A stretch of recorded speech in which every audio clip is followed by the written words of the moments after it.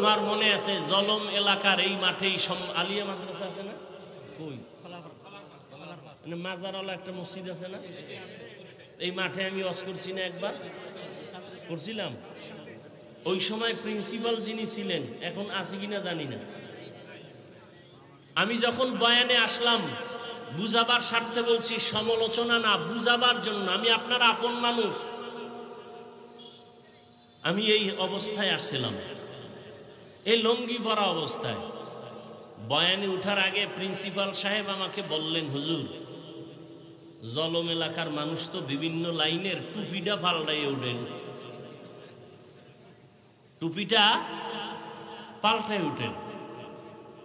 আমি বললাম, আপনার কোনো সমস্যা আছে? না হুজুর। আমি কিন্তু আমাকে স্টেজে উঠায় দেন, বাকি জিম্মেদারি আমার।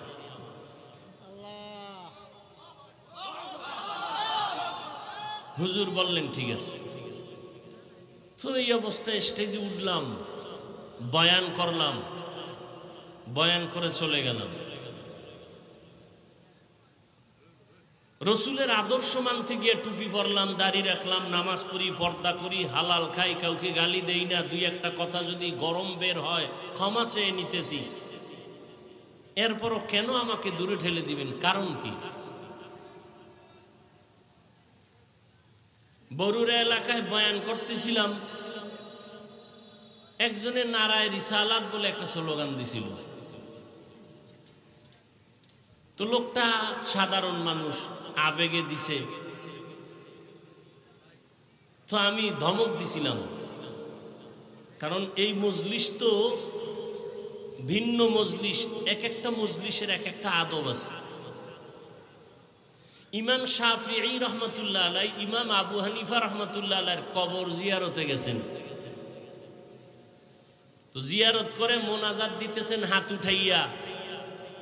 ভক্ত বলে, ইমাম শাফিঈ আপনি হাত উঠানের পক্ষে না, হাত উঠাইয়া দোয়া করা তো ইমাম আবু হানিফার কাম, আপনি তো হাত উঠাইয়া দোয়ার পক্ষের মানুষ না। আবু হানিফা যদি থাকতেন আর আমার কবরের কাছে যাইতেন, তো সে আমারটা মাইনেই দোয়া করতেন। এক একটা মজলিসের এক একটা আদব আছে। যেখানে 100 মানুষের মধ্যে 99 জন মানুষ পুরা মজলিসে নবীকে দাঁড়ায় সালাম দেয়, জায়েজ না জায়েজ পরের কথা, ওই মুহূর্তে তাদের বিরুদ্ধাচরণ না করা, এটা আদব। এটা কি আদব? পরে বলছিলাম ফালতু। কাকে বলছি? লোকটাকে, যেই লোকটা না বুঝে স্লোগানটা দিছে তাকে বলছিলাম ফালতু। বুঝ কমের কারণে এই কাজটা করছে, এটারে লাগাই দিছে আমি নারায়ে রিসালাত শব্দকে ফালতু বলছি। আপনার মুখ দিয়া বলতে তো আর বাজে না, কিন্তু হিসাব দিতে হবে ভিন্নভাবে। আমি বলছি কোন ধারায়, আপনি নিলেন কোন ধারায়, এটারও হিসাব দিতে হবে। এটা হয় কেন? হিংসার কারণে হয়। আল্লাহ সব ভাইকে হেদায়াত দান করুন। যারা পাঁচকল্লি পরে না, টুপি পরে না, এদের গালি দেই নাই, বরং দেখলে সালাম দেওয়ার চেষ্টা করি। এটাই রসুলের আদর্শ।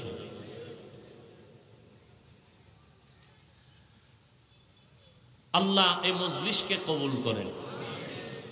শেষ দোয়া করে যাবেন না তার আগেই যাবেন? আল্লাহ সবাইকে কবুল করেন। তো আল্লাহ চাইলে কি হয়? সব হয়। আরো কয়েকবার প্রোগ্রাম করার সুযোগ গ্রহণ করার পরও আমরা আসতে পারিনি। আল্লাহ চান নাই। আল্লাহ চাইছেন আজ আসবো, বয়ান হবে, কতটুকু হবে তাও আল্লাহ ভালো জানেন। আমি আপনাদের সামনে আপনাদের ধৈর্য হারায় বয়ান করব না। বয়ান কিন্তু বক্তার কণ্ঠে আর এলেমে আমলে হয় না, আল্লাহর রহমতে হয় আর শ্রোতাদের অন্তরের মোহাব্বতে হয়। অল্প টাইম বয়ান করার ক্ষেত্রে আমি কোরআনে হাকিমের এক আয়াত পড়েছি, রসুলের একটি হাদিস পড়েছি। তর্জমাটা বলে নেই, এরপরে কিছু ব্যাখ্যা। আল্লাহ বলেন, ওয়া আম্মা মান খাফা মাকাম রাব্বিহি ওয়া নাহান নাফসা আনিল হাওয়া ফাইন্নাল জান্নাতা হিয়াল মাওয়া।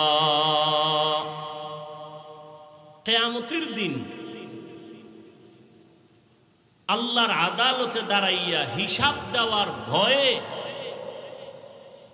যেই ব্যক্তি দুনিয়াতেই নিজের নফসকে গুনাহ থেকে বাঁচায়া রাখবে, আল্লাহ বলেন আমি ওয়াদা দিলাম তার ঠিকানা জান্নাত। রাসূলের একটি হাদিসের অংশ পড়েছি, নবীজি বলেন মাইয়ুরিদিল্লাহু বিহি খাইরান ইউফাক্কিহু ফিদ্দীন। রহমতের নবী বলেন আল্লাহ যাকে মোহাব্বত করবেন, যার ভালো চাইবেন, তাকে আল্লাহ তাফাক্কুহ ফিদ্দীনের মাকাম দান করবেন, অর্থাৎ দ্বীনের সামুজ দান করবেন, বুঝ। একটা হলো তাআল্লুম ফিদ্দীন আর একটা হলো তাফাক্কুহ ফিদ্দীন। দ্বীন সম্পর্কে জানা, এটা হলো তাআল্লুম ফিদ্দীন, এটা আম। বিধর্মীয় ইসলাম সম্পর্কে অনেক কিছু জানে, এটা সফলতা না। সফলতা তাফাক্কুহ ফিদ্দীন, দ্বীনের বুঝ আসে, দ্বীন অনুযায়ী চলে, এটা সফলতা। আজকে এখানে এই যে বললাম আপনার আল্লাহ আমার আল্লাহ সব এক, আপনার নবী আমার নবী এক, আপনার কোরআন আমার কোরআন এক, আপনার আল্লাহ এক, নবী এক, কোরআন এক, আপনার আমার ধর্ম এক, কালেমা এক, আপনার আমার দুনিয়াতে আসার সিস্টেম এক, বিদায় বেলার সিস্টেম এক, কাফন এক, কালার এক, কবরের সাইজও এক, কবরের প্রশ্ন তিনটা তাও এক। তাহলে আমি আপনাকে বয়ান করব কেন? বয়ান তো বিধর্মীকে করব। যেই মানুষ আমার আল্লাহ চিনে না, নবী চিনে না, কোরআন বুঝে না, হাদিস বুঝে না, কাবা চিনে না, এদেরকে তো বয়ান করব। আপনি তো আল্লাহ মানেন, নবী মানেন, কোরআন মানেন, হাদিস মানেন, কালেমা মানেন, আপনাকে বয়ান করব কেন? বয়ান করব কেন না, বরং আপনাদের পেছনে ঘুরতে ঘুরতে ঘুরতে ঘুরতে পাগল। ফজরের পরে বয়ান, জোহরের পরে বয়ান, আসরের পরে বয়ান, মাগরিবের পরে বয়ান, সারা রাত বয়ান, দৌড়াইতে দৌড়াইতে ঘুম নাই, খানা নাই। আপনাদের এত বয়ান করার পরেও কেন এত দুর্বলতা? আমি এমন মুসলমান টুপি মাথার থেকে খুলতে চাই না, বড় লজ্জা। আপনি এত ভিআইপি মুসলমান যে টুপি দিতে চান না, লজ্জা। আপনি বড় আশেকের রাসূল তো, আমি ছোট আশেক। আমি মুসলমান, দাড়ি কাটতে লজ্জা পাই, আর আপনি কেমন মুসলমান যে দাড়ি রাখতে লজ্জা পান? আপনি বড় আশেকের রাসূল। আমি নবীর আশেক, মসজিদে না ঢুকলে লজ্জা পাই, আর আপনি রাসূলের আশেক, মসজিদে ঢুকতে গেলে লজ্জা পান। আমি পর্দা না করলে লজ্জা পাই, আর আপনি পর্দা করতে গেলে লজ্জা পান। বড় আফসোস, সেদিন একটা যুবক মোনাজাতের পরে স্টেজ থেকে নামার সময় হাতটা ধইরা দোয়া চায়, আর বলে হুজুর আমি আর্মির চাকরি করি, হঠাৎ করে ছেড়ে দিয়েছি। কেন? এই মুহূর্তে তো আর্মির বড় মূল্য। তা আমাকে বারবার টর্চার করা হয় মানসিকভাবে, দাড়ি কেটে ফেল। আমি রাসূলের মোহাব্বতে চাকরি ছেড়ে দিয়েছি, চাকরি চলে যাবে, দাড়ি কাটবো না। ও মুমিন বাবারা, আপনার ইমান আমার ইমান। একজন মুমিন কয় আমি মরিয়া যাব, চাকরি যাবে, নামাজ ছাড়বো না। আর একজন ইমানওয়ালা কয় আমার নামাজ যায় যাক, চাকরি ছাড়বো না। মুমিনে মুমিনে ব্যবধান আছে না নাই? বড় কঠিন জিনিস। কিন্তু একজনে বলে পর্দা লঙ্ঘন হয়, আমি এখানে কাজ করব না। আর একজনে বলে পর্দা করার দরকার নাই, আমার চাকরি ঠিক রাখবো, সেও মুসলমান। সবকিছুর মূলে বুঝের অভাব। কিসের অভাব?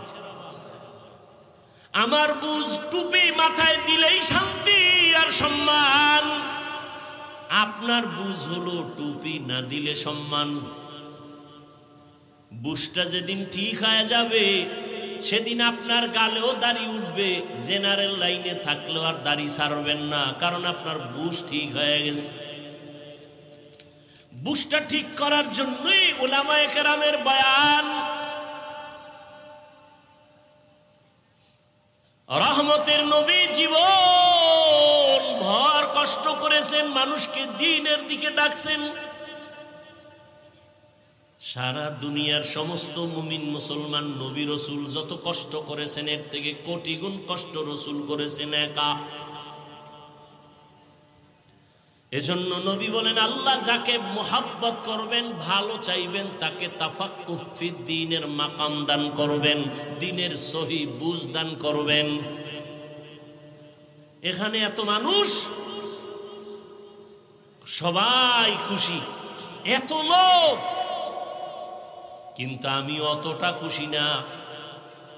কেন? এখানে অনেক মানুষ বসে আছে, সবাই দাবি করে আশেকে রসুল, অথচ ফজরের নামাজ অনেকে পড়ে নাই, জোহর পড়ে নাই, আসর পড়ে নাই, মাগরিব পড়ে নাই, এশাও পড়ে নাই। আছে না নাই? নামাজ না পড়া যদি আশেক হয় তাহলে আমরা নামাজিরা ভণ্ড। অথচ রহমতের নবী বলেন, বাইনাল আবদি ওয়া বাইনাল কুফরি তারকুস সালাহ। মুমিন আর বেঈমানের মাঝে ব্যবধান হলো নামাজ। বেঈমানেরা নামাজ পড়ে না, মুমিন যারা তারা নামাজ ছাড়ে না।